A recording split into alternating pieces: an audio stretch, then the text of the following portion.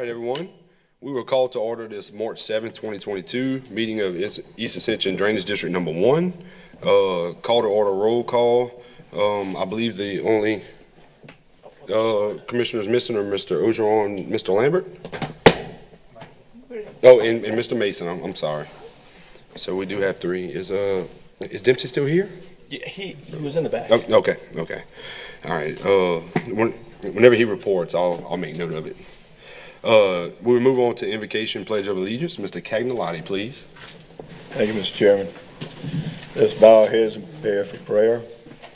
Heavenly Father, we thank you, we glorify you for the opportunities you present to the people and this council and this drainage board for Ascension Parish. We ask that you bless us and guide us in all our actions, and may your Holy Spirit be with us at all times, for we place our lives in your hands, always and forever, in the name of your Son, Jesus Christ. Amen. Amen. Pledge allegiance to the flag of the United States of America and to the republic for which it stands, one nation, under God, indivisible, with liberty and justice for all.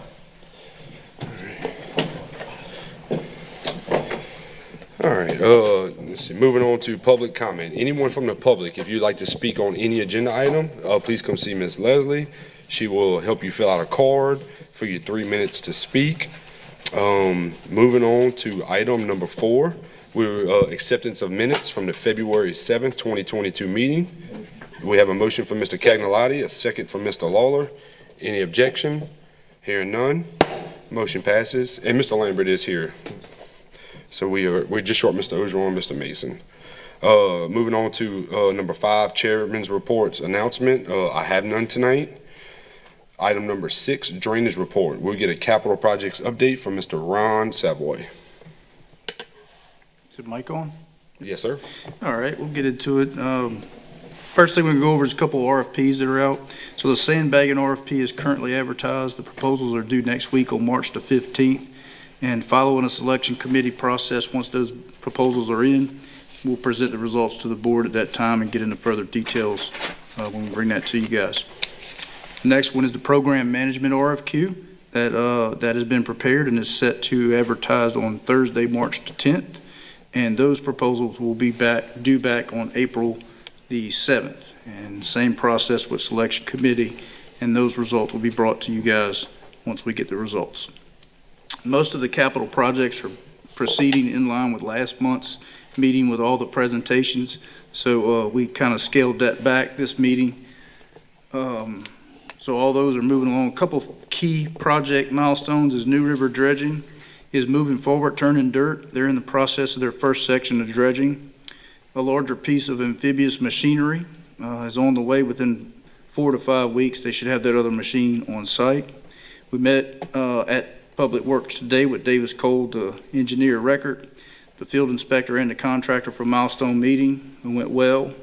Everything is going according to the contract, and we're holding them to the line of the formulas within the contract scope, and they all understand and they're moving forward. The other items discussed with that firm, Davis Cole, was the New River Tilting Weir. That project of design and specifications package is 75% as of today. Should be within 90% complete in the next couple of weeks. We'll be proposing to meet with the administration for vetting, final design, and hopefully we're on task to move toward bidding pending that we can work out the permit details with the Corps on that in the next couple of months. So that's moving along well. I have a couple of consultants we're going to call up in this report, which will be McKim & Creed about Rhonda Place update and HNTB on the floodplain management. So they'll be coming up in a second. Also, I've been working with Jade Robin and Jonathan Samuel in operations, drainage management, and vegetation divisions. Both of them will be providing you an overview of their division and status updates when they get to that item. So at this time, I think McKim & Creed's going to come up and do a Rhonda Place proposal. We wanted you guys to see what we're looking at doing before we move forward with the actual design and moving forward on that. And I think she may give you a brief update on Fish Bayou while she's there. Welcome, Ms. Cole. Thank you. Good evening. I'll make this pretty quick. We met with Ron and Jade, I think last week, to go over what our preliminary findings are and next steps are, and also I'm going to answer some questions that were asked last month. To answer Councilman Lawler's question about looking into the 100-year versus the 50-year, unfortunately, we are depth constrained on this site, so we have to use a 24-inch RCPA for a 50-year. And to go to the 100-year capacity, we'd have to do double 18 inches to offset that. So the price doesn't quite double, but it's close enough. So it is relatively more expensive to go for the 100-year in this application. The next question from last month was for Councilman Lambert, wanting to know how much area is supposed to go to Henderson Bayou. So I have the blue delineation is what's supposed to go to Henderson Bayou.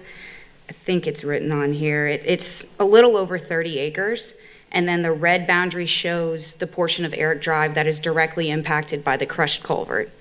So those are last month's. Now moving forward to what our next plan of action is, obviously to replace the crushed culvert, but also to reestablish the connection of Eric Drive's drainage to the side drain that connects to Henderson Bayou adjacent to the primary school. So we're proposing to regrade the ditch starting at the culverted pipes further down by the primary school, work our way up, and then put some subsurface drainages in to connect Eric Drive to the ditch. And then also this orange boundary that we have shown on this map, just for y'all's interest, shows the houses that are impacted by that ditch. So regrading it will also show benefit outside of the Rhonda Place neighborhood. Any questions for Ms. Cole? Great job. Thank you for your answer, by the way. You're welcome. Awesome. Is there any objections to moving forward with this plan of action? Because if so, we'll supply Yeah, I plans. just wanted to make sure that the board was aware of where Yeah. we're headed with what we're proposed right now. And I think we will be approaching the Ascension Parish School Board. There'll be some servitude needs on some of their property on that northern line. But once we got this done, we'll be moving in that direction. Yeah, great. And the plan is to have it done in-house, so that does save quite a bit of cost on the implementation of this. Okay. All right, Fish Bayou, quick update. They poured the walls of the 12 by 12 structures last week. If you go out there, you can really get the scale of how large these structures are. And they're just going to continue pouring and forming up and pouring the structure for the next couple weeks. Awesome. Any questions for Ms. Cole on Rhonda Place? No, Fish Bayou? Oh, yeah, Mr. President, please. Let's see. Is this on? Yeah. Yeah. I just want to see if we get a quick update on Laurel Ridge Levee Extension, how we're coming with the parcels. We're moving forward. I did share with Ron agendas from the PLD meetings. They have been moving forward with appraisals, accepting appraisals, and then extending offers to residents. There's quite a few tracts that are currently under negotiation, so PLD doesn't want to give too many specifics at this time because they're under negotiation, but they are moving forward, and they have a significant amount of tracts that are currently under negotiation. And we do plan to meet internally to give an update to the parish. Perfect, thank you. Mr. Chair? Yeah, Mr. Lambert. Yeah, Kim, last week I was out at Fish. Were they able to recover any of their equipment that was stolen? I don't think they have at this time, but Okay. I believe they were trying to, they did recover a cell phone that was left by one of the thieves. For those that don't know, the Fish Bayou site was burgled last week. Yeah. So they were able to recover a cell phone that was left at the crime scene. So the last I heard was the sheriff's office was trying to obtain a subpoena to go through the cell phone to try and figure out who was responsible, so. I would think that, you know, from here out, I think maybe the parish, when we have these big projects like this, that we might have our own, I say security, but we need our cameras out there too on something this big. And, Mr. Chair, maybe we start looking at that from here out. And there were cameras on site that the contractor had installed. They were turned down a few days before the incident. So I don't know if someone had gone out there intentionally to disable the cameras so they could come Yeah. back and rob the site. That's a bold move. There's only one way out. Yeah. Thank you. All right. Thank you, Ms. Cole. Thank y'all. Thank you, Yeah, we'll get John Monson with H&TB up to do his floodplain management. Mr. overview. Monzon. Welcome. Evening, I'll make it quick. Just want to give you an update on the, where we are right now. We are 13 months into the 18-month effort. All of the data collection has been done, waiting on a couple of data points from the data collection being acquired on our LWI effort. The modeling status, we have a couple of due outs. This Friday, we will have the 85% Henderson Bayou model, the 85% Bayou Conway Panama Canal model, and the Marvin Bro system model, 70%, shooting to have that to you by April 1st. On the flood hazard assessment summary reports, we will have the Bayou Manchac Basin working on the 60% submittal. On April 29th, we will have the Henderson Bayou Basin and the Bayou Conway Panama Canal Basin, as well as the Marvin Bro Basin. So this time, don't have it's not a lot of bar charts or anything, but this time of the year, my young engineers geek out about this kind of stuff. They're hunkering down and running the model, so that's all I have. Any questions for Mr. Monzon? No? We need 100% as soon as possible. We need 85, we need 100. Working on it. John, is that clicker up there for the PowerPoints? And John, is the clicker up there? Oh, I didn't realize there was. Yeah, we had your presentation up. That's all right. For the next one, though. Yeah, so 4 basins that we cover. This is the Gantt chart where we are right there. You can see kind of the middle of the chart. That's where the due outs that we're looking at the end of the month. This is the, you see a lot of green, very little, couple of little red spots that I think they've been picked up already. And these are the due outs that we're talking about on the modeling status on the 11th and on April 1st. And the flood hazard assessment summary reports that'll will turn in on the 29th of April. All right. Well, you're getting off easy tonight, Mr. Monzon. I guess finance wore us out. I don't see any questions. So. Yeah, thanks, Mr. Waggis. Right. Thank you. Thank you.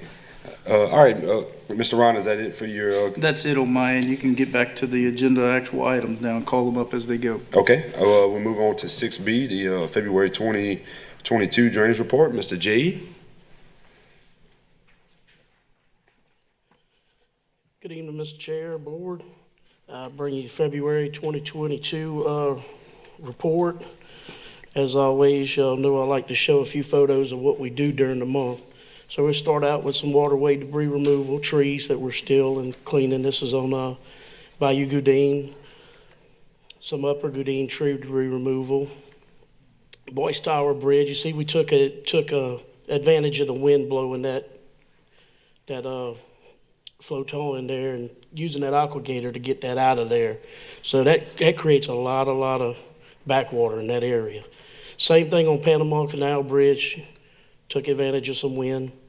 Cemetery Road project. This y'all can recognize from last month. This is some of our finished project. I thought y'all might want to see what it looks like done. These guys did a very good job, and this is one y'all approved to do in the past. Wallace Acres lateral, another part of it. Culvert change out. Part 2 on the culvert change out, I'm sorry. The bridge under Joseph Area Road, Henderson Bayou. Y'all can see where it was very restricted. We talked about that a little bit that last month. I want to give y'all a little bit better bird's eye view of how much material we took out to get that restriction open and flow that water. Some of the things we're trying to work on while we're waiting on this HNTB stuff here. So definitely trying to make progress in major drainage. Joseph Area Road, Bayou Bridge clean out, did a very good job there. That's the same bridge, I'm sorry. I'm thinking of 2 different bridges. We got Black Bayou, Pettit Road, off-road drainage. Cherry Creek outfall to Henderson Bayou. Henderson Bayou to Penn 933, all connects to that bridge. Joe Boy. This bridge here, I wanted to mention, this thing here had a lot of debris underneath it. We were able to use some of our new water trucks to hydroblast that mud and debris out of there due to the type of equipment it takes. So we've got some good equipment in the parish now that's going to open up some of these restrictions. It's something I don't think I've mentioned to y'all in the past, but you see it did a very good job. Blue Teal Avenue culvert replacement, a little culvert cleanup work by our culvert crew. They're doing a great job. We just got 2 new hires in there, so we've got a pretty good crew, so we ought to make some good progress with those guys. just a little shot of a small sinkhole repair. You can see projects completed. Culvert crossings, replace or repair 12, off-road drainage 30, 23 off-road roadside ditches dug, 18 tree removals, 20 sinkhole repairs, and 2 on-road sinkholes. Total 105 repairs done over the month. Major drainage projects in progress. Henderson Bayou 933, Bell Savon, Jim Bayou dredging from Bluff Road, Cemetery Road. We're going to dredge Cemetery Road to Wallace Acres lateral. Y'all saw a little bit of that. These are upcoming. As I promised, I would start sharing a little bit of this. They're in no particular order, but I will mention that Vincent Trip Ditch will be the next one. So Vincent Trip Ditch, Fitch and Frog, desnag and shred, upper and lower Goodine laterals, dredge, Babin Canal shredding, St. Landry to Conway Bayou shredding, Smith Bayou from Interstate to Ashland Road, shred and desnag, Stevens lateral from Aikens Road to Dago Road dredge. And these are dependent on permit and conditions. I thought I'd share a little bit about our staff, since we're gonna have Mr. Johan come up next. He's gonna share a little bit about the vegetation staff. So give y'all a little idea what we're working with in drainage. These are the numbers we work with. Major drainage, 15 employees. And I'm not going to go through them all. Y'all can go back through the presentation. It shows you what we work with on a daily basis. And the next one here gives you a breakdown of employees versus supervision. It's something y'all can look at a later date and give you an idea of how we're able to do maintenance versus work orders for the near future. I know that's some of the thought pattern. But I thank y'all. Yeah, Mr. White's back. Hey, Jade. Mr. J. Real quick, I can talk to you about it off base too. When you say upper and lower Goodine, have y'all ever taken a look at that curve around the back end of that subdivision on Coon Trap? Yes, sir. Okay, because I know Yes, sir. during all the events, I went with a resident. We went back there. It's pretty restricted back there. I don't know if we can come up with a plan for that, but that can't be good. I mean, So a lot of our plan is trying to keep everything connected to where everything we do is a downfall. We don't want to go here and there and butcher everything up. We do want to make things work together. So okay. So you're correct. We're going to be in that area with some of this. Okay, cool. Yes, sir. I'll catch up with y'all off base too. Thank you. Okay. Good. Thank you. I would like to point out that our machine, so it's not an aqua sport and not an aqua griffin, it's an aqua gator. So I just wanted to throw that out there for everybody. Probably comes in second in the district in soccer then. I do appreciate that.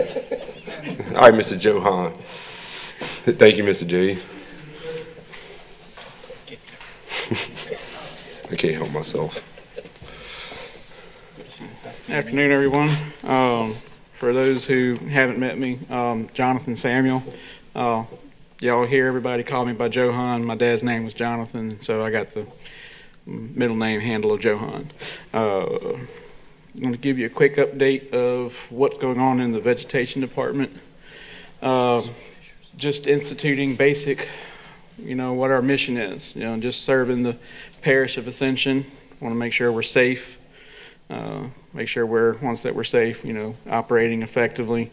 And once we're safe and effective, make sure we're doing what we're supposed to be doing efficiently.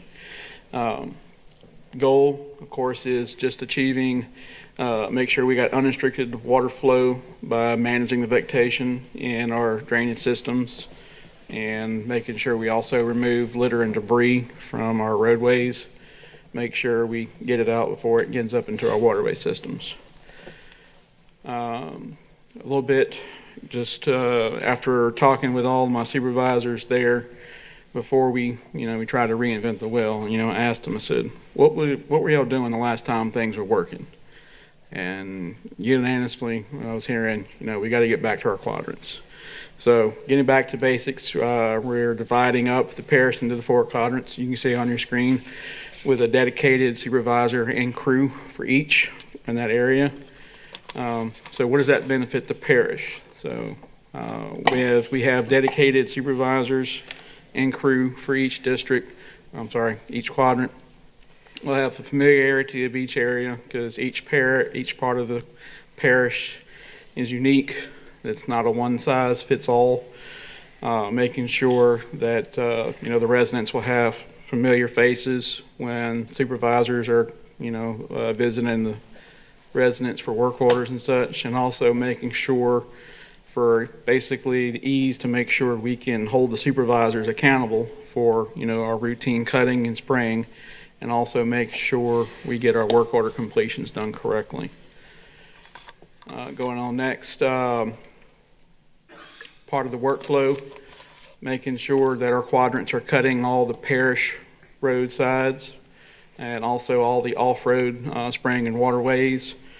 Each quadrant is going to consist between 5 to 6 dedicated team members and 4 dedicated mowers with 2 off-road sprayers. We have our state and parish road crew. We have 3 team members that are dedicated for mowing our state contracted roads. And in that crew, we also are going to have 4 team members that are dedicated for spraying both roadside and parish road systems. Looking at the screen so I can show you a quick snapshot. What I'm getting feedback from my supervisors is we're definitely starting to get into a lot of areas now that we're building our team back up. Got a few more to show you. We're getting a lot more cut now than they said that they've been able to get in quite a while.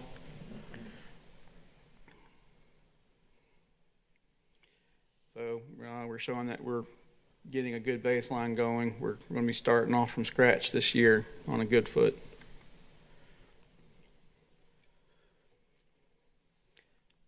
Going into some team training, what we did was we identified that we had a lot of good existing talent that was hiding in our vegetation department. In February, we shut down production for a week to make sure all of our technicians were cross-trained properly with at least a basic operating knowledge of all of our mowing and spraying equipment that happened at Lamar-Dixon. And any of our future team members that are coming on and onboarding are going to receive some similar type of training with in-depth of making sure every piece of equipment can be operated by everyone on our staff. Moving on. So part of that team training, I had 14 fellows that basically they were living on their piece of equipment for that entire week. And as we rotated our crews through, wanted to make sure with the help of Mr. Savoy and the parish president that we recognize that these guys went above and beyond in sharing what they know with everyone else in the crews. Just some quick snapshots of what we were doing out at Lamar. Basically, we were showing the ins and outs, making sure everybody knew from pre-op to actually running the machinery. Everybody got seat time on every piece of equipment. We had hoods up, guys showing every operator that was there. What's the pre-op? What did we do? What did we check for? What did we grease on every single unit? Then towards the end of the week, we were putting blade to grass, letting our new operators start to knock down some grass and get in the swing of things.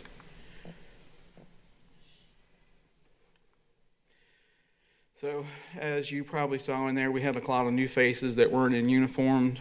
By the beginning of this growing season, we're going to have increased our team by 29% with just 10 new positions that were added.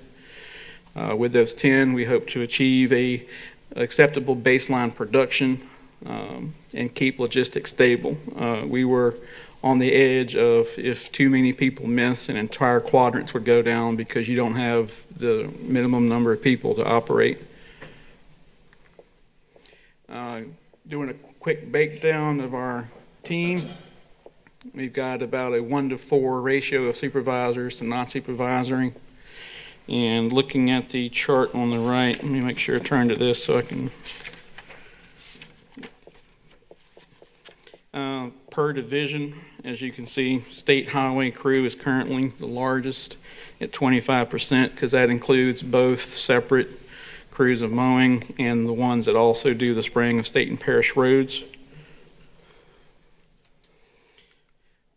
Moving on a little bit, talk about our team contract labor. I'm sure most of y'all are aware we started with Lifehouse mid-21 with a $50,000 budget. It was quickly amended to $350,000 when it was proved effective. They've proved effective in hand cleaning the drainage servitudes that our quadrant units can't get to. They also have proven themselves as being effective at boots on the grounds and reducing litter and debris. And hand cleaning alone, just since I've been here for the last 5 months, averages about 30% of our complaint-driven work order system. As the end of January, we spent 26% of the $350,000. Got a quick shot of them working. Also, as a tidbit for this, we've actually already had hired 2 of the Lifehouse workers onto full-time status in the vegetation department. So where are we right now? Doing a left to right comparison. The left is what I just showed you. This is parish employees only per division. If we include our current use of Lifehouse, it goes up to 14% of the people that we have working every day. That is just Lifehouse itself. So you can see as it is right now how much of a large part they are playing in our crews.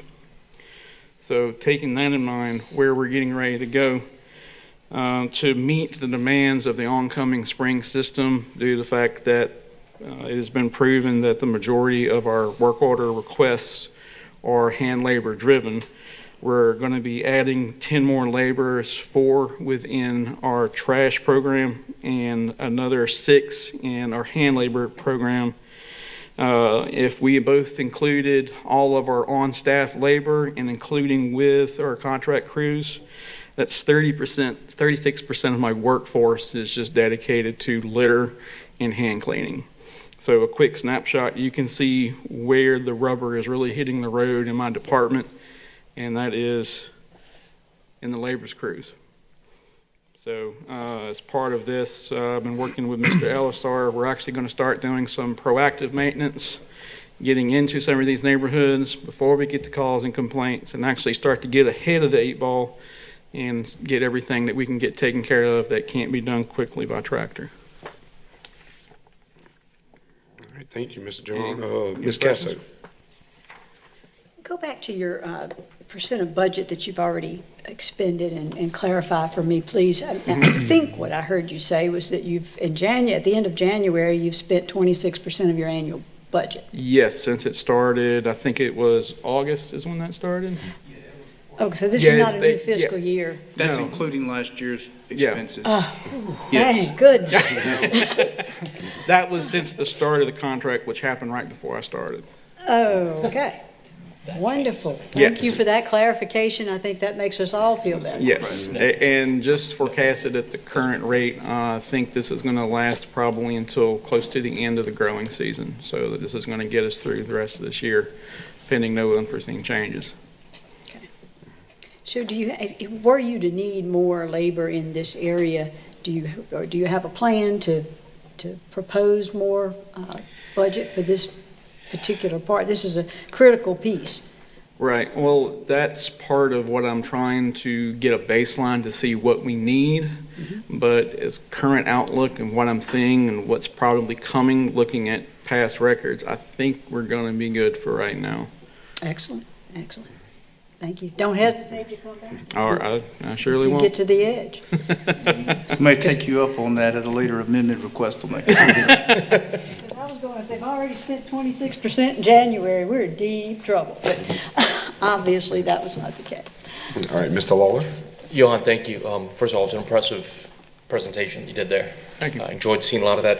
One thing I noticed, you mentioned that we do a lot of litter pickup. That was 36% litter and hand cleaning. As Did I get that a correct? department group. Yes, yes. That's all the litter and debris crew with the hand cleaning crew, all lump sum together. Gotcha. That registers something in my mind that I wrote down real quick, and this is not a really question for you, maybe Ron or Jade. A while back, trash rangers had offered to set up litter pickups in each district. And we want the administration to work on working with them to set it up in each district. Do we have any progress on that? Oh, there we go. Are we referring to the trash bash? Because No. they're not just going to leave them. No.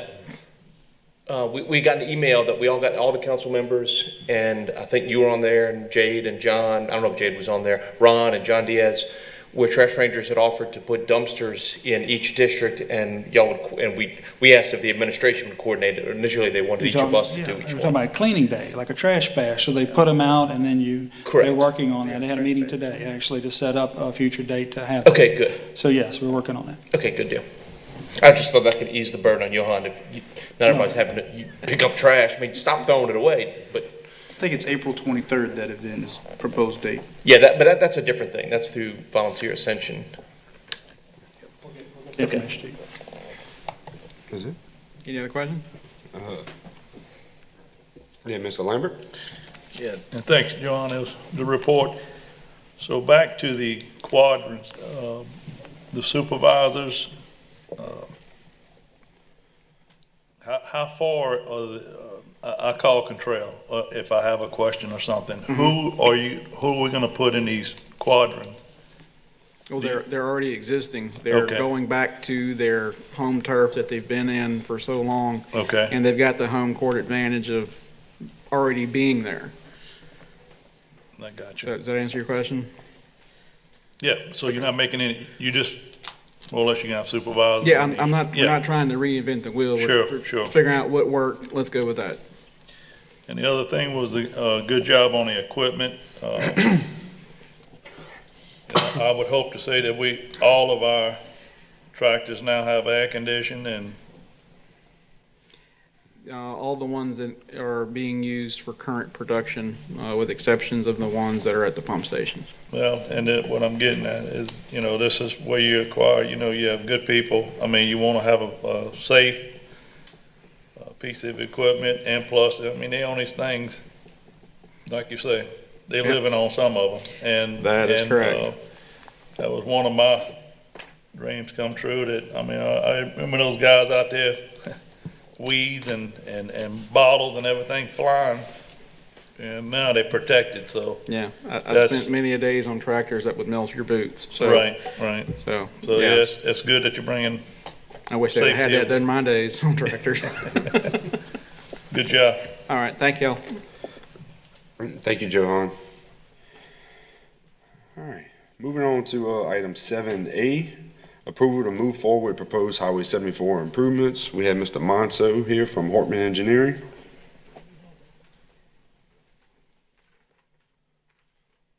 Good evening, board members. Good evening. 74 Bluff Swamp Improvements Project. As a refresher, the purpose for the improvements is to introduce emergency flood relief to the Bluff Swamp by diverting a set amount of flow to the upper end of New River. And this happens when Bluff Swamp reaches a critical elevation and Bayou Manchac is high, which doesn't allow Fish Bayou to flow out. So that's part of the reasoning for this project. Just a refresher. I know we kind of know about it.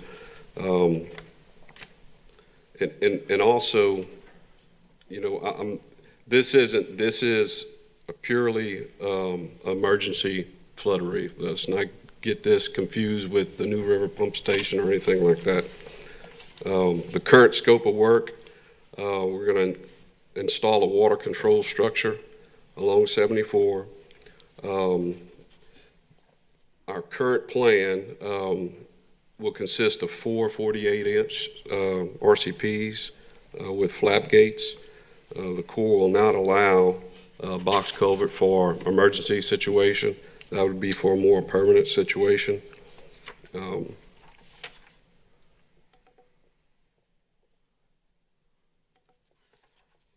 Okay, the costs. We broke it down into two costs. Sat down with Ron and we tried to determine, okay, how much it would cost for the in-house department and versus a bid amount. And you can see it's a considerable amount of savings if you do it in-house. 700 versus 1.7 million, which this includes all engineering, environmental, and mitigation costs. And, you know, with the savings, potential savings, roughly $1 million, you know, the parish has the option to maybe pursue right-of-way acquisition for future, you know, drainage projects.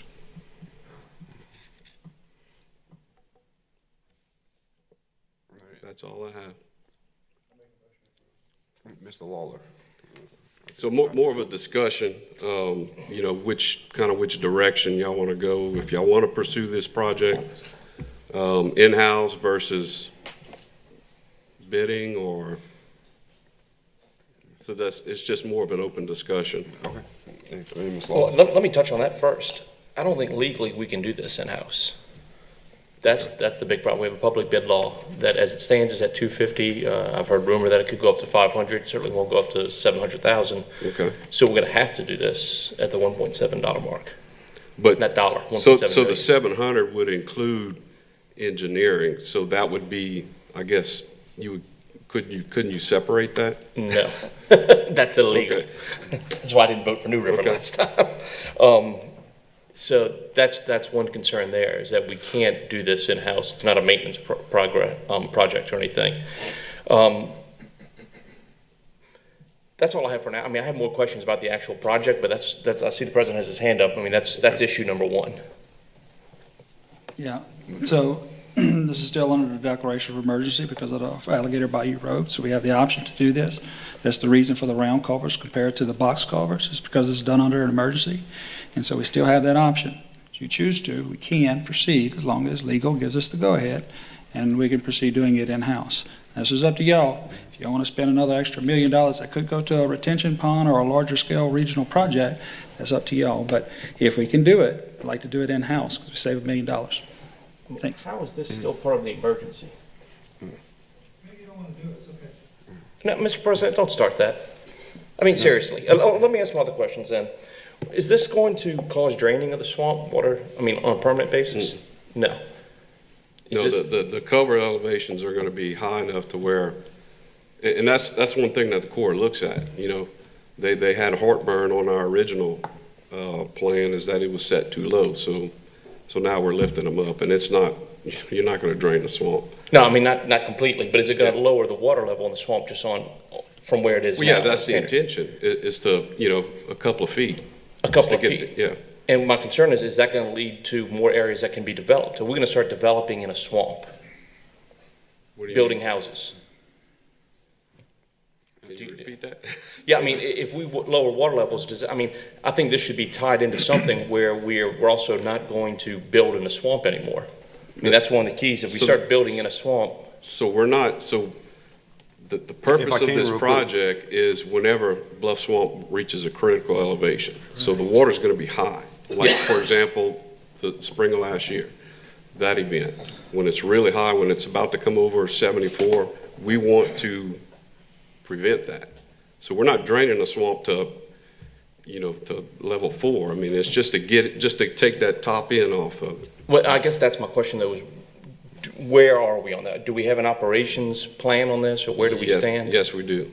We do. We have a checklist that we developed that monitors, you would monitor the water levels in Bluff Swamp and also points along New River. And when everything checks out, then you can open up the flat gauge. And just for clarification, I mean, this isn't, you know, we're not taking bluff from 5 feet to 3 feet. We're taking bluff from 12 foot to, I think it's about 8 or 9 foot. I mean, correct, but we're not going to get to that point. The intention is whenever it hits around 9, that's when we're going to open it up and let's start letting flow out. Okay. I mean, Mr. President, I resent the fact that you assume I don't want to do it. I was simply asking questions that could have been answered without really an obnoxious response. Okay, so, sorry about my noxious responses. Just if we can legally do it, let's do it. But I do want to clarify the elevations. So the critical point is elevation 7. Normally, the Bluff Swamp stays between 1 and 3. Once it gets to 7, you get to critical levels. Then we would start to make sure that New River is down lower than 3, that elevation is taken at the gate valves. When it's in drought-like conditions, then when you start to divert the water at 7, anything above 7 and above. So you're at critical levels at that point.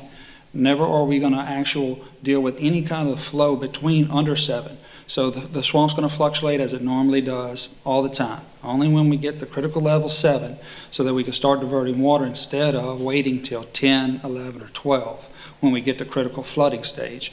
And so it will only be open within those parameters that he has outlined in his management plan of operation of this structure. So I just wanted to clarify the elevations.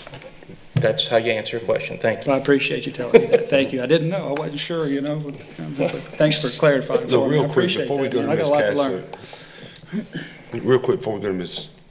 Casso, I'd like Mr. Robert to weigh in, and just on the legal aspect of it. I have to check the status of our emergency declarations at this point and see if they're still in effect, and if we were under an emergency declaration and there was a need. But we'd have to come back before the board and get approval of the emergency declaration at this point, before we could proceed forward, is my understanding, because we're not under an extreme emergency at this point. There's two different classifications. Okay. And so I need to see the status of our current emergencies that we're under, and then come back to the board, since it's not an extreme emergency right now. So I need to review that status for this right now. Okay. Thank you.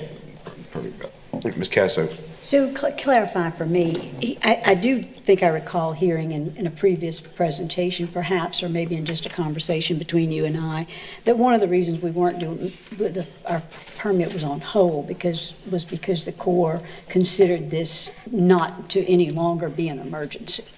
So, look, I want this project done in a big way. I want it to work. I want it to be as inexpensive as it can possibly be, but I want to understand that we can, in fact, do it under a state of emergency, and I want to understand that my recollection might be flawed. And so, Jared, you might can clarify for me. No, that's correct. I mean, it's purely emergency situation. I mean, you may not use it for 5-6 years, and you might use it, 2 years in a row. So the benefit would be, long term is, you'd want a pump station right there. That's what we're all shooting for. But without improving, the upper end of New River, we can't get to that point. But this is the next best thing. So, are you satisfied with your operations plan? Because that, of course, was a concern. How would we impact when we move from, take water from one watershed, put water into another watershed? Do we have a very strong operations plan? I believe we do. Now, it needs to be, we're going to have to update a little bit, because it was originally, we were looking at box culverts. Now we're looking at, these circular pipes. So it's a little bit different, but the basics, I mean, it's already there. Well, I'm certainly pleading with my fellow members of this Drainage Commission to do all we can to relieve these folks from flooding. And certainly, I'd love to see this project happen. But personally, I don't care if it costs $700,000 or $1,700,000. It's still got to get done. And so I look forward to us moving forward with great haste. And by the way, DOTD, they're all for it, because they don't want water on their roads. So right. They see it as a tremendous benefit for them as well. Correct me if I'm wrong, though. I think that's the point at which we were having the discussion, and I said, well, why isn't that being done now? And you said, well, the Corps said, whoa, we're no longer in an emergency. We need a full permit. That's correct. Okay, that's what I thought my memory was. So, but this is still going to be under the emergency permit. Okay. I thought I recalled that the Corps was not willing to look at this as an emergency right now. Yeah, that was whenever we had the box cover. Whenever they saw the box cover, they were like, no, okay. we want to see the overall plan, the big plan. Right. Okay, that makes sense to me. Let's just get it done. She actually asked what I was thinking. So. Let me go to Mr. Robert. He was waiting patiently. Yeah, my question is the change from the box culverts to the round culverts. Your box culverts, you'll probably do almost double the water moving through those, correct? I mean, you're going to move a lot more water Well, through. it depends on the size. You know, what we're looking at is roughly 300 to 400 CFS. One box culvert was around 300 CFS. With these four, I mean, it's going to get us about the same. I guess that's my question. So what's the reason for having to use the round culverts other than the box? How does that prevent an emergency? Because you can stop them, because you can can't put a weir in, or, I mean, because it seems like it's way less efficient. So the box culverts that we were going to put, the 6x6s, they didn't like the invert elevation of the boxes. And then once, and this is a core, you know, I don't know if it's written in stone, but anytime you put a flap gate on a box culvert, they consider that as a permanent structure, and they will not allow that in an emergency situation. That's their main driving force for going from box culvert to circular pipe. So we'll still have the same effect. We just resize, so we'll have more culverts to get the same CFN. So, yeah, as long as we can do it legally, I would love to save $1 million. Thank you. Mr. President. So if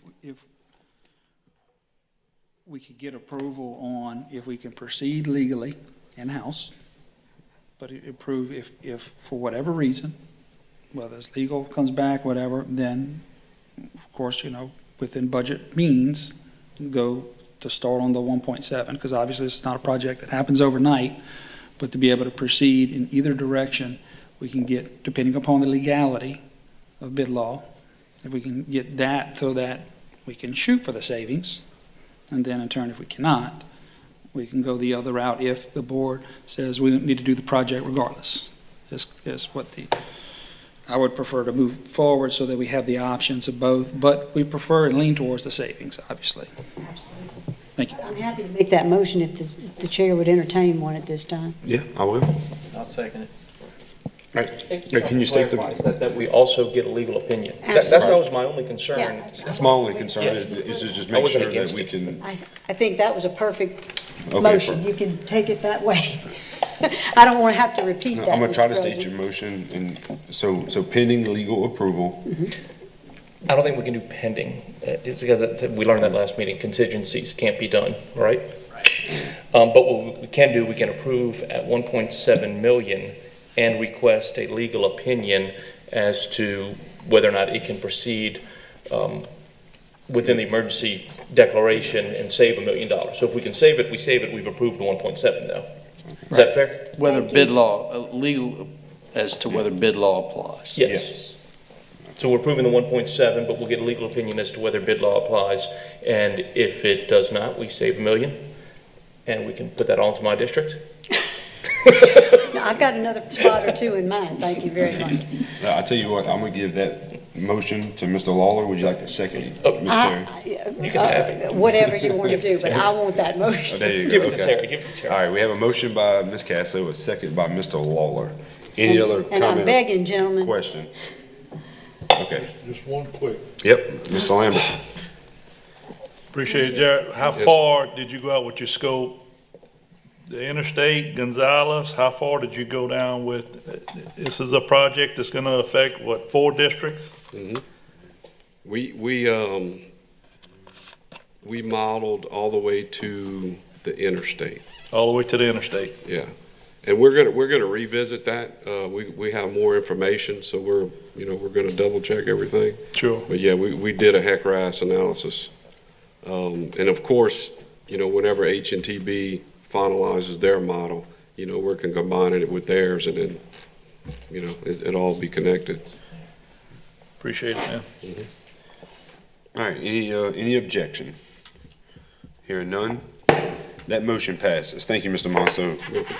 Moving on to item 7B, approval of resolution to specify the path for items to be added to the East Ascension Consolidated Gravity Drainage District Number 1 agenda. So what I did here, I asked Mr. Robert basically to duplicate the same ordinance that I passed, I think was 2018. with the council. And the way it reads in layman's term is any 3 commissioners, 3 sponsors, or 2 commissioners and the parish president, or 2 commissioners and the soon-to-be appointed drainage director. That's the 3 paths that this commission will have to add an item to this agenda if the chairman does not see fit, and the chairman does not want to add it on its own. I have a motion by Mr. Robert, a second by Ms. Casso. All right, motion is second, Mr. Lawler. You know, I've got to cluster things up every once in a while. No, I was looking at this. I was just, I was thinking about it all day, and the only thing that struck me is this is different than parish government, meaning that we as a body are separate from parish government. Parish president is separate from this body. He works for us per a contract. And thinking about the future, 2 years from now, 3, 5, 6 years from now, we could have a situation where the parish president is not involved in East Ascension drainage by their choice or by other, but there's still, we would have passed an ordinance that would have allowed the parish president, 2 commissioners, to put things on the agenda, which isn't logical. And we have to pass things for an eye to the future and changes that may be made. So I kept trying to come up with ways to fix this. And literally 5 minutes before the meeting started, I came up with what I think will fix it. Is if you look at the final paragraph where it says, "Now therefore be it resolved," and if you go down to where it says, "and the parish president," we would add, after parish presidents, comma, only during the duration of the parish president's contract with the East Ascension Consolidated Gravity District, and then continue on with or drainage director. So what that would do is that would preserve the right of this parish president or any other parish president to be a part of this if they are a part of East Ascension drainage. But as soon as we don't have a contract with them, they would no longer have the right to add things to the agenda, which is totally logical to me. So I would make an amendment that we add what I just said, and I can read it again if you like, or send it. I tried to send it, but my email's not working. All right, we have an amendment from Mr. Lawler. Anyone like to second? I'll second that. I think it makes sense. Okay, we have a second from Ms. I would like Casso. to hear from our legal. First of all, it's a resolution because we don't do ordinances in this body. But it would be a resolution, and what you're proposing is just during the pendency of the contract with the parish president, or that he would have sponsorship during the pendency of his. I don't see a problem with that. Okay. All right, we have a motion to say. I will state, just my opinion, whether this or any future parish president, if the contract remains in place, that I personally feel that administration should, be able to participate in potential large capital projects, even if that administration is not overseeing or running.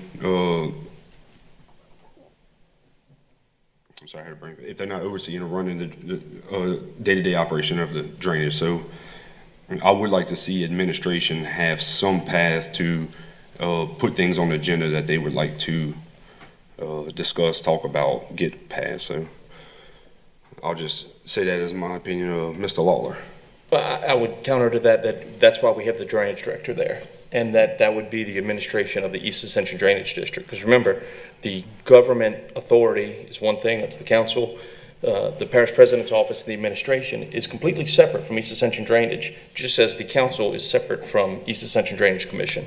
So the administration of East Ascension Drainage via the drainage director would always have the ability with 2 commissioners, not councilmen or councilwomen, but 2 commissioners to add something to the agenda. So you would have the administration always having that ability to put something on there.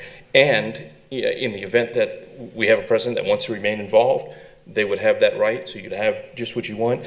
And in the event that we have a president that says, you know what, I want to turn over drainage to a professional that does this every day and allow them to run it, if they do that, I'd be a little worried about somebody that's not involved in it, then saying, hey, I want to put this on the agenda. So I think this kind of solves that problem. When we have a president that wants to be involved, they will have every right to put things on the agenda.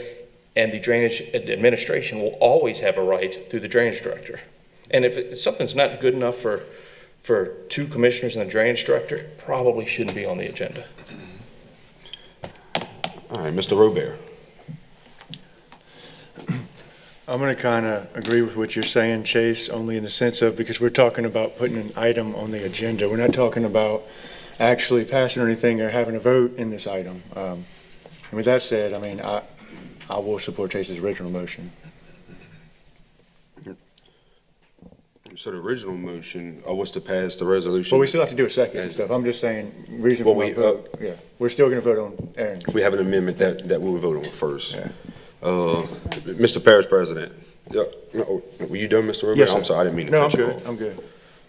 Yeah, I have zero problem with what Aaron's proposing, just so that all y'all know. Yeah, it doesn't take anything away from this current precedent at all. Okay, if there's no more comment, we will, first, we're gonna vote on the amendment, and then we'll vote on the actual resolution. Okay. All right, are there any objections to the amendment? Hearing none, the amendment passes. Now to actually vote on the resolution. Any objections to the resolution? Hearing none, that motion passes.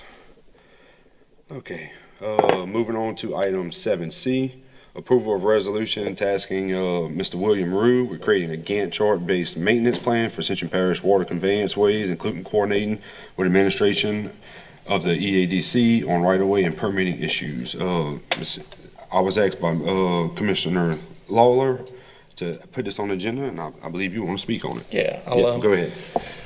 First of all, I want to apologize, Mr. President, when I got tiffy with you before, because we had worked together earlier on this in the day, and I was like, hey, we're doing well together, and I had nothing against doing the project. I was just worried about the legalities of it. And Don't worry. Believe me, I want to get drainage ponds done and all that kind of stuff. That's all it was. So this is something that I'd been working on. I believe a maintenance plan for all of our waterways is important.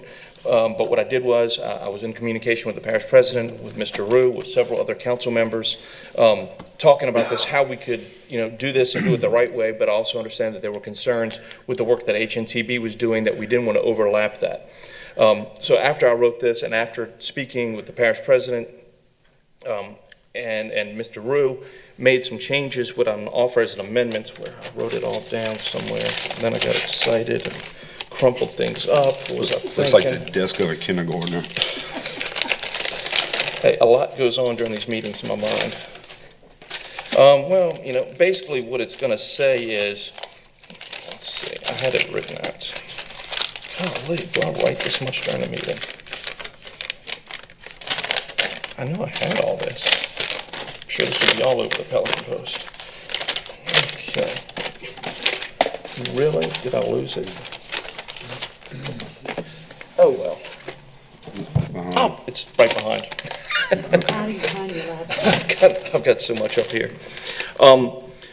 So the gist of what I'm going to propose and put into this, and this is after getting a lot of advice on this, is that we will ask Mr. Rue to create a maintenance plan for tier 3 and 4 waterways. These are the smaller waterways that you see in a lot of neighborhoods and things like that, and I can't identify those for you, to be honest with you. To have him create a maintenance plan for those, but at the same time coordinate with HNTB and the administration on creating a maintenance plan for tier 1 and 2 waterways. The reason this is important, I believe that, hey, the 3 and 4s are always going to be, every waterway is important. Let's get started on those smaller ones to put together a maintenance plan, and we'll wait on 1 and 2. And that will allow us to, if major changes are going to be made in some of our larger waterways, we don't have a plan that we have to scrap later on. But as we know, many times, we've seen this recently, we have a great plan for an improvement in drainage, and it takes 7 or 8 years to get to. Well, if that's the case, we're going to want to jump on board those tier 1 and 2 waterways and create a maintenance plan for those. Now, why a maintenance plan? We have work orders, we can do that. I believe a maintenance plan is important because part of what it's going to do, it's going to allow our public to know that you don't have to rely on a work order. We're not going to come out and dig one small patch of area and make it clean because you called in and pull a crew from somewhere over there, but we'll be able to tell the public that, look, This area that you're calling about is going to be hit in 6 months or a year. And it sounds like a long time, but I can tell you, when I've told people in my district when Waterway is going to be cleaned and then it's done, they were okay that it was a couple months away because they understood the process that it took. And I think this will really help our crews out. We've had maintenance plans in the past, but the only way they work is if we, as a council and the administration, don't start pulling crews off on. When I say we as the council, that we don't call up the administration or that we don't call up crews and say, hey, go do me a favor and go clean out somebody else's land. Because all of a sudden you've delayed that maintenance plan and it doesn't get done the way it should. And one of the keys with this plan also that I've talked about is that it may take 5 to 7 years, and these are random numbers, to do a waterway. And you take 5 years to get one end to the other end. If that's not good enough for us as a commission, we have the ability to say, you know what, we're going to put more money into it, and we're going to hire more crews to get out there and do it faster. And if it costs too much, we can always say, okay, we're going to slow it down some. So it really gives us a lot of leeway into how quickly and how we want to get this done. So what my proposed amendment will be, if you look at it where it says in the second, be it resolved that I do task William Rue with identifying and creating, and this will right after William Rue, it will say with identifying and creating a Gantt chart, and that's G-N-A-T-T, I had to look it up, chart-based maintenance plan for Tier 3 and 4 water conveyance ways, and to coordinate with HNTB and the administration of East Ascension Drainage on creating a maintenance plan for Tier 1 and 2 waterways. And then where it talks about the time period, instead of 90 days, I'd like to put 180 days. And one of the reasons that's important, from talking to the parish president, we are working on cleaning out our waterways because of IDA debris. And that is the primary goal right now. So this plan is something that we'll have in place, but it will not be something that we're going to start before we get all that IDA stuff out of there.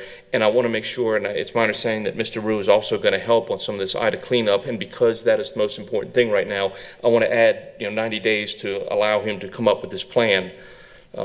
Which if that's not enough, he can certainly communicate that to us in the next couple of months, and because the IDA stuff is the most important thing. But that is what I would like to do, and the rest of it's the same. We're going to continue to work with IT and getting right-of-way access and all of those departments to make sure that we know where we can get into our waterways, we know where we need to go purchase right-of-way, or we can get right of access or easements, whatever it may be that we need. So that's what I'd like to do here. I think it's very important, and I'll let you let Mr. President speak, or John, I'm sorry. Yeah, Mr. President. Yeah. Am I on? Yeah. Yeah. Here we go. So I think it's equally important to understand we need Tier 1, 2, 3, 4, all in the same maintenance plan. And I think because we've got to start with our majors, and then go, so it should be complete, 1, 2, 3, 4, all of them. And then we can, as we clean up IDA, we can create this, because we're going to have to clean those smaller Tier 3 and 4 because of IDA debris.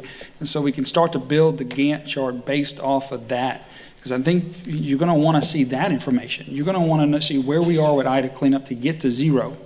Because you got to do that first, because it provides a flooding risk. So we create this Tier 1 through 4 in the maintenance plan and start creating the Gantt and identifying all the channels, and use all of our resources with ELOS doing our servitude and right-of-way revocation research to put that on GIS, so we know where every servitude is that we have recorded onto our GIS for not only for us to use, but our public awareness, not to build in them, so it'll be presented on the GIS. So every resource, and we've had some conversations, I've had conversations with Bill and staff, and so, yeah, it needs to include all the tiers, and as we do IDA cleanup, create it, and so as soon as we're done with IDA, we can start bring that to you before then, but also you know the transition from IDA cleanup to maintenance, when it's going to happen. But we need to create that Gantt chart for IDA, because we need to know how long it's taken us, where we're at with that,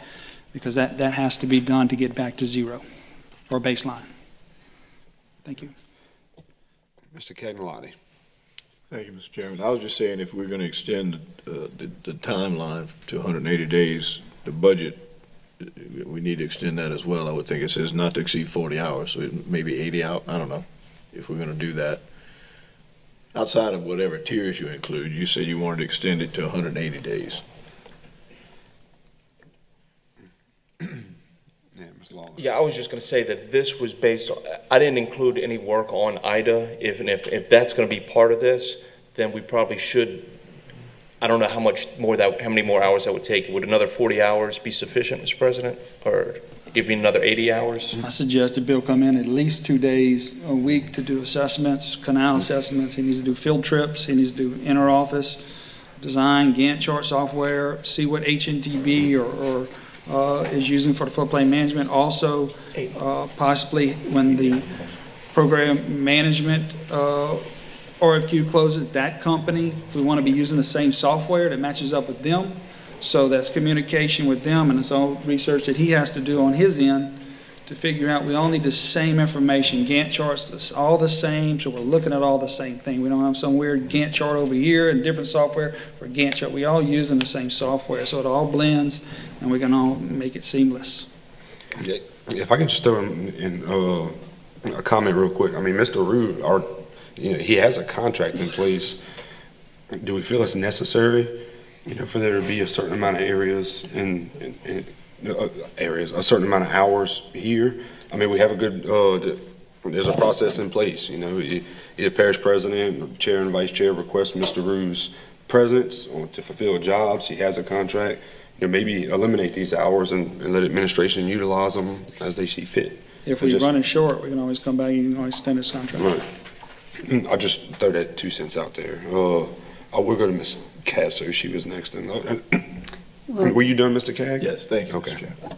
The old lady here is going to say, I just want to thank you young people for playing well together. This has been such a delightful experience. We're trying. My heart's not pounding with wanting to say, everybody needs to grow up now. So thank you very much, gentlemen, all of you. All right, Mr. Wagasback. My comment was along the same lines as you. Considering this is a resolution, it is a suggestion. I mean, this is something that we would come in front of this board to get updates of what he's doing. And I think back to his contract, I think there were stipulations in that we should get, you have to request the work and we have to get reports on it. So I've already requested the work. Yeah. So I've already made the request under the current contract. It's already been requested. Okay. Yeah. Okay. Mr. Lawler. Yeah, I mean, the hours weren't necessary. I put those in because some council members I spoke with had some questions about, budgeting on this.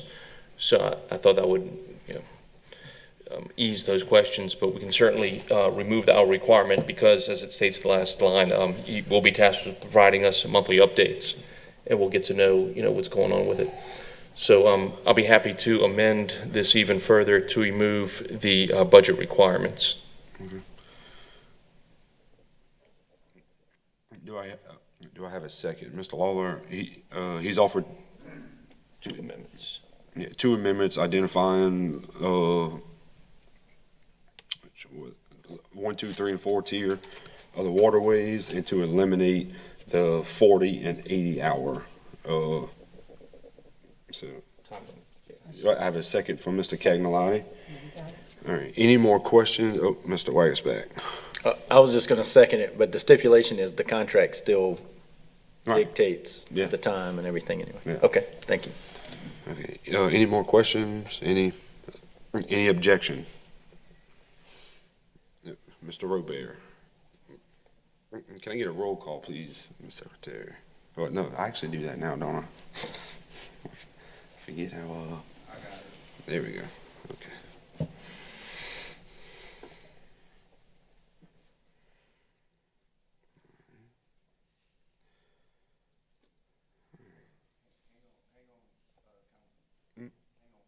Oh, okay. Oh, there we go. Having all these papers in front of me. Okay, what is that? We have a 7-1 with the yeas. That motion passes. Okay. All right, moving on to item 7D. Approval of amendment number 3 for Delcon to increase contract by $1 million to bring the total contract to $3 million for pumping station maintenance and repair. Here we go, Mr. Savoy. Yes, so the last meeting, Chairman, you guys had asked for different contracts and given you guys justification and reports. So I have Delcon here tonight to come up and do a quick overview of the project since it started. So this is Mike Delat with Delcon. He's been the one to kick off our maintenance at our pumping stations.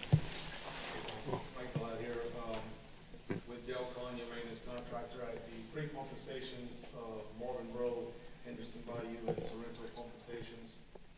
We did a presentation for you, like Ron said. This is Michael. Some overview, some of the things that we've done over the last several years, where your money's been spent, and the future of what's needed at each one of these pumping stations.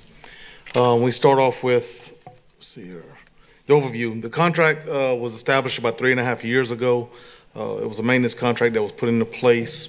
It was an RFP, is that right, Dean? RFP, and we were a selected contractor. The contract does cover the 3 pumping stations, like I said, Marvin Bro, Sorrento, Henderson, Bayou. To date, we've achieved over 110 task orders over the last 3.5 years. Further down in the presentation, you'll see a list of all those task orders. Those tasks include rebuilding gearboxes, engine alignments, repair leaks, installing safety barriers, ordering special parts, machining, mechanic work, welding, carpentry, and several electrical projects. To date, we've worked a little over 5,000 man-hours. With that, we have no property damage. We have not damaged anything on site. We have no first aids, no doctor visits, no environmental damage. Our company is very safety driven. We oversee all of our subcontractors. Anytime we have a sub out there, we make sure that we also have a supervisor out there overseeing those guys. Quality wise, we've had 0 leaks. We've had 0 callbacks. We've had 0 rework. All major equipment ran on the first initial startup. We have had instances where we assumed something to be broken and we've got into it and then we found more damages and had to do more repairs. But certainly everything is ran as planned upon completion of all the projects. We've been called out to not many emergencies, but all the ones that we have been called out on, we've responded in less than 4 hours. All of them were completed in a timely manner. The overall benefits to the contract, we offer a quick response. We keep a small relative crew there almost year round, I guess 2-3 guys, ramp up and down. We go away sometimes whenever there's not many issues, but we do keep a small presence on site almost year round. We have less downtime on pumps and major equipment. It's a T&M process, and so the way that works is we gave you a rate schedule when we first bid the job. We submit daily timesheets to your supervision based off of who's on site. We submit everything with backup paperwork on all of our materials ordered. We also sign in and out at the pump station every day, so there's a cross-check, so that the hours that our guys sign in every day have to be matched to our timesheets, and they're signed daily. They're not signed at the end of a project. We give them to you guys, to the supervision daily. They sign for them, and at the end of the project, we put everything together, and we send in a complete billing. We'll also talk about the more of those benefits further down in the presentation. Some parts out there at the station we've noticed over the last 3.5 years have become obsolete. One of the main items was a guy slinger coupling as part of a major part of your engine. Without it, you can't operate that engine. The manufacturer that manufactured those many years ago is no longer in business. So it took a lot of investigation. We had one of them that was going down. And so we had to deal a lot of work with an engineering company out of state to re-engineer. We had to take it down, ship it out there, have them look at it, basically rebuild it. And now it's on file. It's there. So if we do happen to need an extra one, we could always call. Right now we have a spare one on site, and we have the one that we worked on is operational. So those services also, I want to reiterate that we do not charge for those services of the in-house work that takes place in my office. So all the time spent with engineering and all those putting budgets together for the separate projects is non-billable hours. Our hours are only billed for whenever we actually get on site and do the work. Over the last 3.5 years, we've developed a great relationship with all of you supervisors at all you pumping stations. Our guys work extremely well together. We've had several supervisors go through there, depending on what type of work we're doing, and we've never had any problems with any of your supervision or any of your parish employees. Cost savings, we have not increased or asked for any pricing increase in the last 3 years of the contract. So just over another benefit that we have of this contract. Right now, I'm happy to say that all pumps are operating at 100% capacity. I can say that since this contract, I don't think we've ever had more than one pump down at a time. We see to it that we try that if we have one down, we try to always get that one back up and running before we move over to a new pump. If we do ever get 2 of them down, of course, if at all possible, it becomes emergency, and we hurry up and try to always do things. Our task orders normally run pretty smooth. We submit it, the budget, we get it approved, we get on site, we get it working, and get things done pretty good. One of the big highlights is the gearbox. Before we took on this contract, the parish had a gearbox that went down prior to this contract. It took 9 months to complete that at a cost of about $432,000. We had another gearbox go down once we took over the contract, gearbox number 5. It took us about 2 months and about $235,000 to complete. Also, from my understanding, the previous one that was done that cost a lot more was done out of state. There were some issues with it. Getting the company back, call back, flying people in was a bit of an issue. And for us, we use our in-house resources along with a company out of New Orleans. And so once we got it back in, there was a little bit of tweaking to do, but they were there on site. And we were able to get this project done in less than 2 months, or right at 2 months. The overall operations of the pump station have been optimized and through alignment checks, vibration analysis, adding all coolers, adding pre-loop pumps, cooling coils, and overall driveline repair. So basically, now that we got most of the major repairs done, a lot of things we're doing today is general maintenance of keeping these engines up and running. These engines are a little bit older. The alignment checks we've done last year, we noticed that all the pumps were out of a line, which could have caused significant damage to your engines and your gearboxes. We went in and did realignment on every single engine. We recently rechecked them.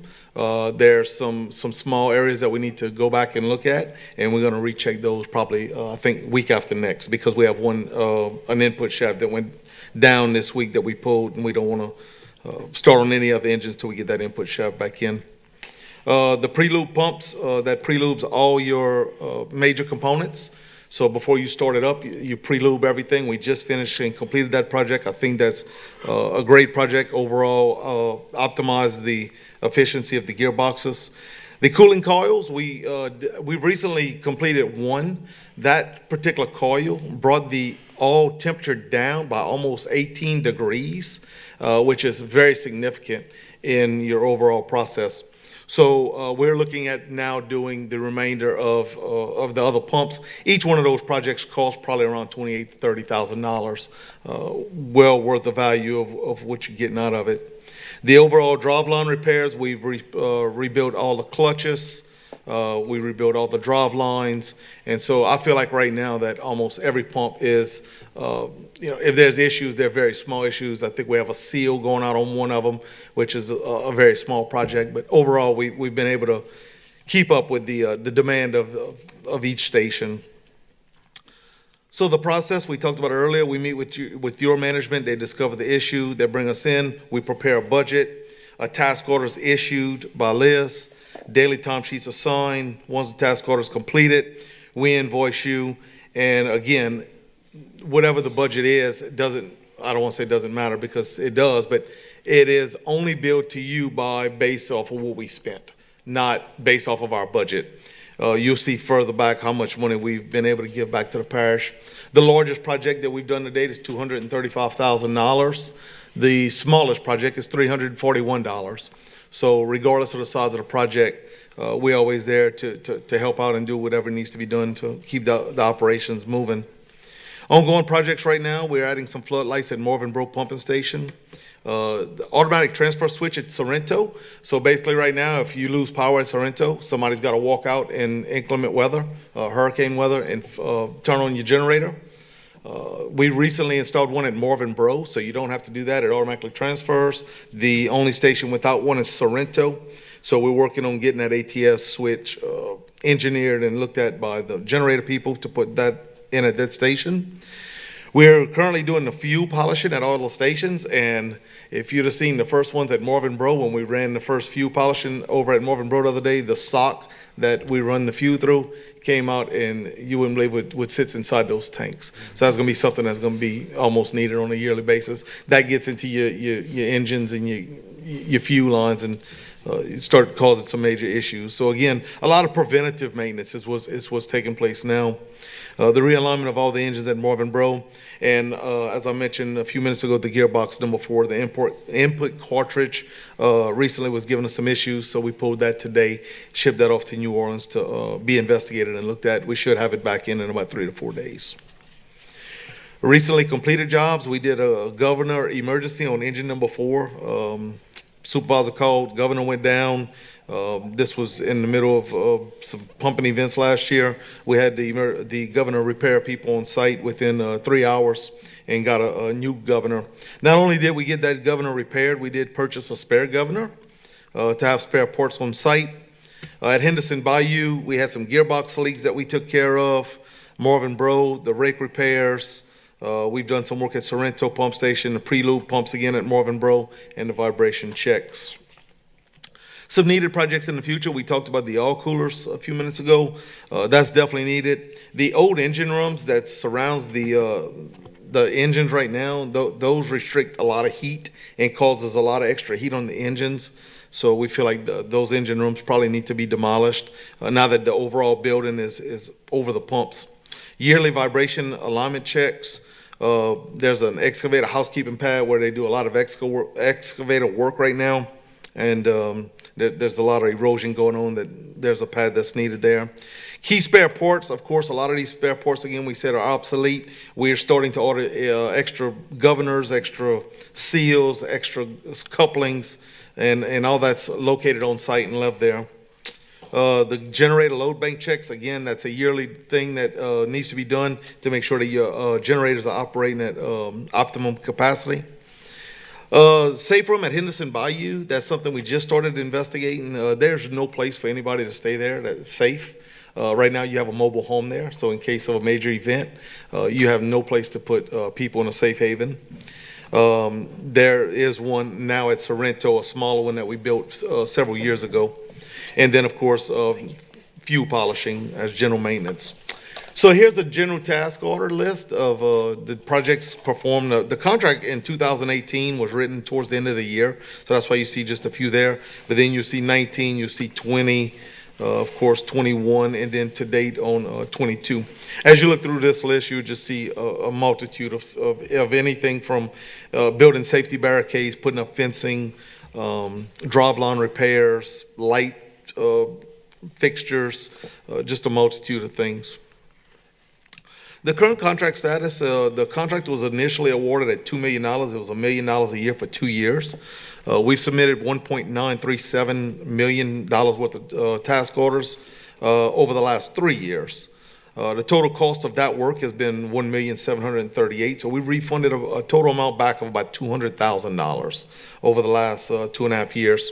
So right now the contract the funds remaining is about $261,000.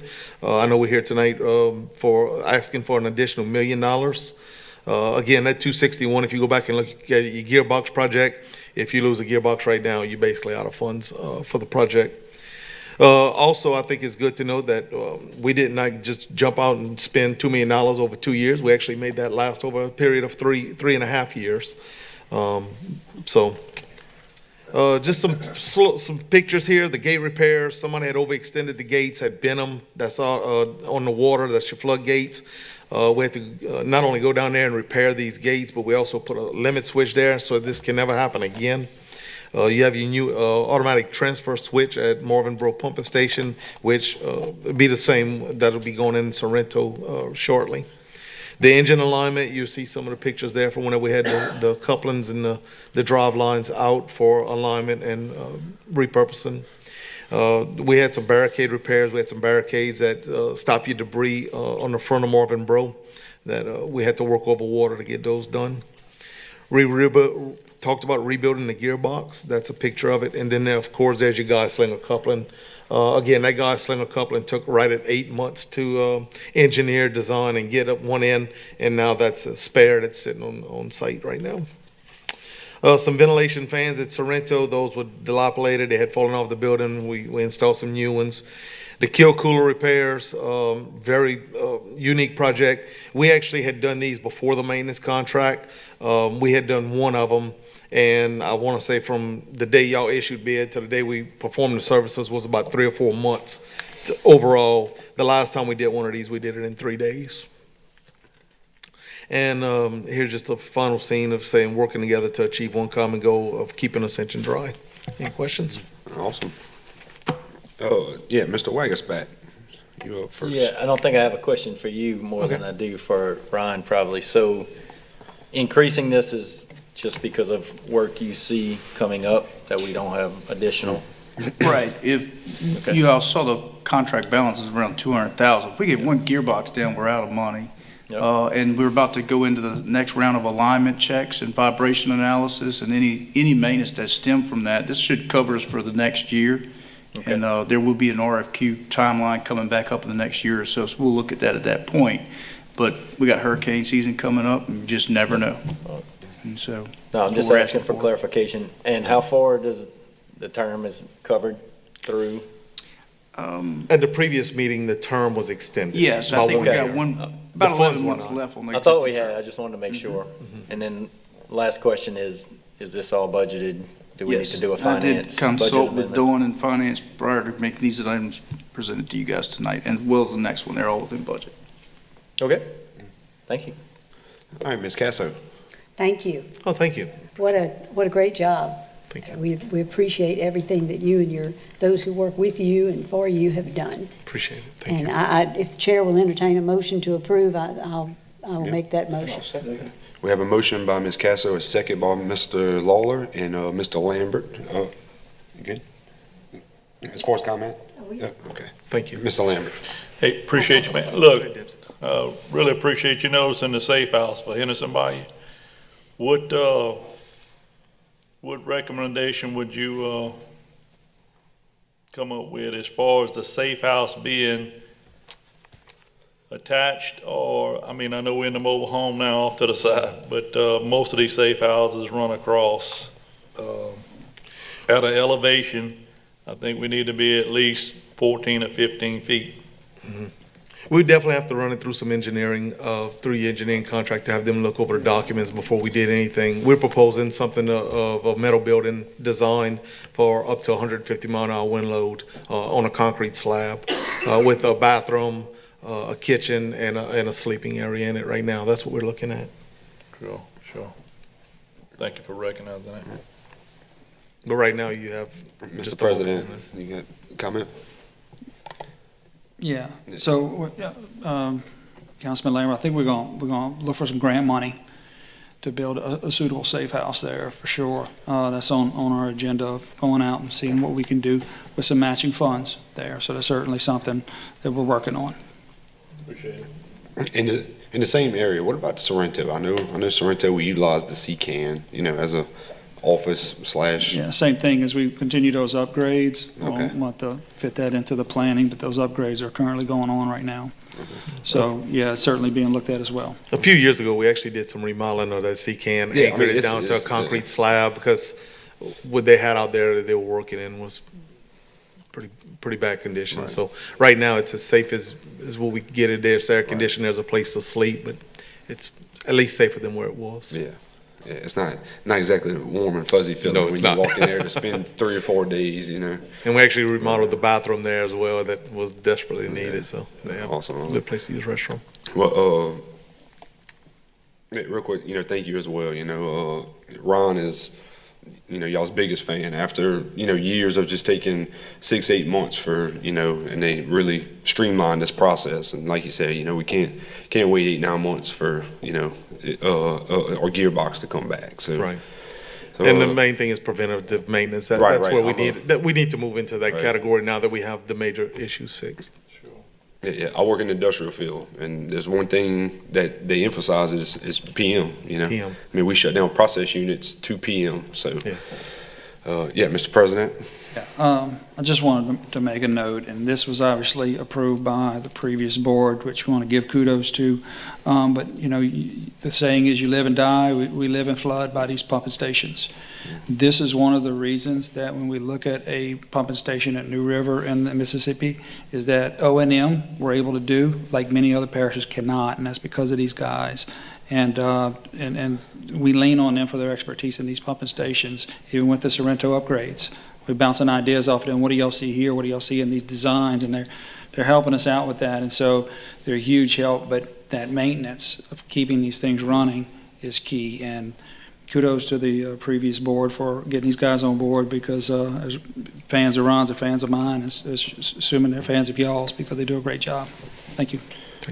Chairman, if you don't mind, I don't want to overshadow our in-house staff either. Mr. Arthur Shea Snyder and his guys out there, those tenants. Absolutely. Look, as Dale Conn has mentioned and Mike, these guys work hand in hand, and we got some very good talent in-house to recognize things, to bring to these guys' attention, and they all do a superb job. They take the pressure off of me. I don't have to worry about these pumping stations. It's a great system, as well as the company coming up next. Yeah, we work real well with all these site guys, whether it's Arthur or Toby or all those guys just work hand in hand together. You see them out a lot of times working together on a project. Nobody's above or below anybody else. Everybody just kind of does what they have to do to make sure it's done right. Arthur and I speak at least several times a week on upcoming issues or what we need to be looking at. Great. Well, I have a motion by Ms. Casso, a second by Mr. Lawler. Any objection? Hearing none, motion passes. Thanks. Thank you. Now, let's see. Item 7F, approval to move forward. No, I'm sorry, E. Approval of amendment number 1 for Ardura Group to increase contract by $300,000 to bring the total contract to $800,000 for pumping station engineering support. That's Mr. Ron and It's pretty much the same format of what you guys just saw. This is the other piece of this is, as mentioned, some things are obsolete, and there's challenges out there when you tear into something and you break it apart, you got to fix it. And sometimes we have to rely on engineering experts to come in and give us a hand with that and come up with innovative solutions to some of these problems. And this is a Ardura Group. We're asking to amend their contract for an increase. we have a motion by Mr. Cagnolati, a second by Mr. Lawler. Any questions, any conversation, any objection? Hearing none. Thank you. I do. I feel bad you've been sitting here for 3.5 hours. You could say something if you want. Look, well, I'm not sure if he's coming up on the next item, but I do want to point out we got the drainage celebrity, Mr. Billy, is sitting out there in the crowd, so I at least want to acknowledge him. All right, moving on to item 7F, approval to move forward to purchase and installation of 12 real-time stream level gauges with rainfall capabilities. Second. Okay, we have a motion by Mr. Robert, a second by Mr. Lawler. Any questions, comments? I would just make a quick comment. I know it's late. Is that I've been trying to work on this since our Harris County trip last year. I think this is the beginning of modernizing our system. So I've had people ask. Mr. Stoker Brown has been highly involved with this for us. We've had two or three meetings over the last 2 months via Zoom. The locations for these gauges were so administration put in some recommendations. Mr. Stoker come back and was like, I don't know, these 7 or 8 are good, but we need to move these 4 or 5 based on this. His expertise and his modeling. So they are strategically placed. And budget-wise, I have asked administration to, for the next 3 to 4 years to budget roughly for the same thing. Get this inventory built up to where we have 45, 50 of these gauges parish-wide. So, Mr. Wagasback, comment. I'll tell you, I'm gonna let you talk, Mr. Stoker. You've been sitting here patiently. All right, thanks. Yeah, if I didn't have to talk, I would have left a long time ago. Anyways, yeah. So, I know these came up a while back, and then, went back and looked. They asked me to look at the locations, and we did just a spatial optimization, understanding that there are some USGS gauges that currently collect rainfall. So we looked at filling in the gaps. And then we worked with Councilman Melanson, Parish President, to just sort of optimize the roadway crossing and the stream gauge that was closest to where that optimized point would be. And like you said, moving forward right now, we just wanted to first optimize the spatial extent. Obviously, these new rain gauges are going to be collecting and pushing the rainfall information within seconds of receiving them. The USGS gauges are more delayed, with the idea that in the next phases of releasing new rain gauges, we'll be looking at replacing the USGS 15 minutes with the real-time gauges to give the parish the best up-to-date information about where the rain is falling. Mr. Wagner's back. Yeah, so I'm just glad we went back and looked at all this, and, always wanted to see this happen. So glad that we included HNTB and Stoka, and we're going to have a plan moving forward how we build that network out. So glad to see it happen. Ms. Casso. Thank you very much. I'm thrilled to see you here, Stoka. So glad that you and the president and all of the drainage department were working together on this. It makes me feel much better about installing these things and understanding that we have a plan for them. I want to make sure that the New River, the number one site, the New River at Highway 73 near Cornerview, is going to suffice to give us control over this new Highway 74 diversion to New River. Yeah, so that's one location that we specifically identified to be able to understand what's going on in the river in real time in order to make decisions on what to do at that location. Okay, so Cornerview is close enough in your opinion? You don't actually have to be at the... You don't necessarily have to be right there. Okay. No, ma'am. Just, that was my only question. So the information at that one versus the one at the corner view at the gate valves, we can tell rise and drop so that we can, as that water comes in, we can get judgment of elevation differences between the two over time, so we can see what the impacts of the total watershed will be. So we utilize those two instead of just that one to determine those elevations and the safe elevation of how much water to release versus how much to hold back. Thank you. Thank you. Mr. Lambert. Yeah, thank you. How far are we going to go with this as far as the public being able to, be involved with these gauges?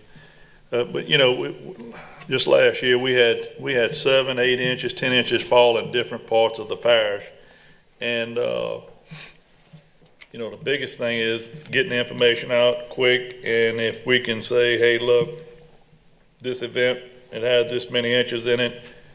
First, the next question is, do we have the pumps on? Do we have, if we can get the public involved with this, or whatever y'all have going, I'd appreciate some more explanation. So as we build this system out, the whole goal is to make this public, just like they do in Harris County, so they can see what rain they've received, and they can make that judgment based on the rainfall versus the stream rise. And that's the benefit of these particular high-quality gauges, is that they can say, okay, 3 inches over 3 hours or 2 hours, this is what a rise I can expect. Not only that's great for us, but it's great for them to notify them in case they need to, whether something is stalled over us, they can then have their own idea based on where they live on what to expect and what precautions they may need to take based on these gauges. So you're 100% correct. We hope to make all that public, including the camera systems on the pumping stations as well, so they can know when they're turned on. But easily the gauges will notify you that due to the differential between the downstream and upstream side. You can obviously see that on the gauges, but having those cameras, I guess, is an extra visual for them to know when those pumping stations are running or not. Great information. Mr. O'Day might not like it, but I think in the end, the hope is that you can put this information on the app that we're building, on the parish app. You'll be able to access it and, type in address, whatever gauge you're looking at. So, okay. I'm sorry, I forgot. So Mr. Robert had the motion, And who had my second? Mr. Lawler had the second. Any more questions? Any more comment? No? Any objections? Hearing none. That passes. Thank you, Mr. Stoker. All right, moving on to 7G. This is a bulkhead ordinance policy discussion. So I just kind of lead Mr. Ryan in. So I believe in 2020 we passed a new policy on how the parish helps pay for and all the guidelines that a citizen has to meet to get some of that money reimbursed for the parish. But the issue we're having now is bulkheads that may or may not be failing around the parish that are 10, 20 years old. You know, what do we kind of do to address that with the citizens? So I'll let Mr. Ryan take it from here. I guess we're kind of looking for direction here tonight as to where we want to go. I think this thing is twofold here. So there may be some bulkheads that exist today that were potentially built by the parish as, say, part of a dredging project. There's a few of those being looked at now that we probably are going to be coming to you guys with the need to repair those as they were built by us for the purpose of a project that was done, you know, by the board. So that's one thing, is rebuilding our liability of ones that exist today as that result. But then there are many of them out there that are just private bulkheads that are failing or deteriorating. And I guess the question is, do we want to entertain maintenance as repairs and or total replacements of these existing bulkheads that are in the public today? So we've got a couple of those scenarios being requested in the existing policy that I guess doesn't necessarily address it. And just as example, so there's one place on New River where the bulkhead had kind of, you know, shifted a few inches and the home's close to it. And we had got a quote just to go, you know, just kind of just stabilize that bulkhead. Right, just stabilize it, not replace it or anything. And just to stabilize 20, 30 feet of bulkhead was roughly $15,000. $15,000 for that. I mean, it was more than 30 foot. I think it was around 60 to 70 for the linear feet of the guy's property. And then that one was a smaller scale, 15,000 request. And then there were some other churches, say, that had requests, and those extended up to 100,000. And so this could get very expensive in the, you know, in the timeline of if we take on the maintenance of all of this. It's just a matter of what is the wishes of the board here. All right, I'm gonna go to Mr. Robert first for comment. I think that's a little too large of a can of worms to open up. If we start doing maintenance of all these different bulkheads, you could not only have to replace the bulkhead, but you may have a lot more problems that you're uncovering from that beforehand. I think we should probably kind of gear toward strictly doing new bulkheads so you know you're having quality work and you're not spending money and wasting money, where it would have been easier for them to even just start from scratch or to tear down and start.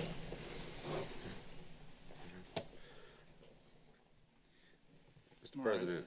Yeah, so obviously we're going to be responsible for the ones we did, obviously, for various reasons. I think those are ones that we initially paid for and therefore somewhat responsible for its construction. Question becomes when we may have done a cost share, or they may have just paid for it altogether. It is an improvement to property, even though it happens to be in our drainage servitude. It's not a requirement. It is for beautification purposes or to have a better backyard, whatever be the case. So it almost needs to kind of be, I don't know, I hate to say case by case. I mean, you know, we have a church in a graveyard that has issues. I don't know what you do about that. I don't know what you do about that. I know we can't have coffins going down New River, though. I know that. So we have to be very careful here. Due to the fact this is no different than the ponds. The ponds are private, says it on the plats, they're responsible for them. Same thing here. We didn't pay for these private bulkheads. The owners did. Now, and most of them signed a homeless, but it's hard to find most of those, but a lot of them did in the past. Some of them didn't. It's for discussion for a reason, because this is a very, very critical and a cautious discussion about where we go here. So we're looking just for some direction and just some just general conversation for what you want us to do looking into. Because Mr. Robert's right, this is a can of worms, and got to be careful how we open it. So, but I can guarantee you there are some issues that I know, I mean, I don't want a graveyard going and falling into the river. I mean, I don't care who built it. I mean, we can't have that kind of, you know, just can't have that. I mean, I don't think you can. I mean, I had to touch with legal about, well, you know, the parameters there, but it's going to affect drainage if it happens. I don't know if that makes it an emergency or not or what. So whatever we discuss, excuse me, it has to have some form of case by case, but with parameters, but case by case basis. Excuse me.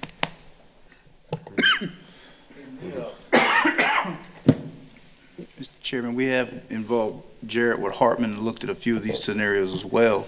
It might be that we get him to take a deeper dive into it, but I do agree with the president that it may be the case-by-case kind of situation where you have that engineer review it as a drainage aspect of how they look at it, and then come back with recommendation from case to case. But we've got to be careful at the fact of you also have a policy where you're requiring individuals to follow a process, and they're having to go out and get permits and engineering. So maybe we'll take a deeper dive into this and come back to you guys, try to get some sort of recommendations on paper, and then present that to you all and see where it will lead us from that point. But it is something that we're going to have to address soon. Right. We got some failures that are occurring now, church being one of them. And so we'll take a deeper dive into that and come back to you guys and see where we go with it. Okay. Mr. Lambert. Yeah, Mr. Chair, like you said, I'm glad Bill's here tonight. You know, back when we were dealing with the bridge policy, you know, we formed a subcommittee of our commissioners here, and we worked through the bridge policy. You know, depending on how far we want to go with this, I mean, it most probably would be best to set up a subcommittee and work through the administration, and then, you know, if we have to go outsource. But Bill has a lot of knowledge of, you know, what we did with the bridge policy, and we knew sooner or later this bulkhead was going to come back to end up getting us. So it's just, you know, form your subcommittee, Mr. Chair, and then, you know, just like the bridge policy, you could do the same thing with the bulkhead. Thank you. Thank you for that recommendation. That's not a bad idea, you know. I'll maybe have 3 or 4 commissioners, and they can meet with, you know, administration and really talk it through. Mr. Wagasback. Yeah, so I was gonna, I guess I was gonna make the comment, I mean, this is very similar to the bridges, certain flooding problems that we've recently voted on. I mean, is this something where we identify some major ones and identify what it costs and then come back and review it? So I think you're alluding to that, but I would think this is no different, right?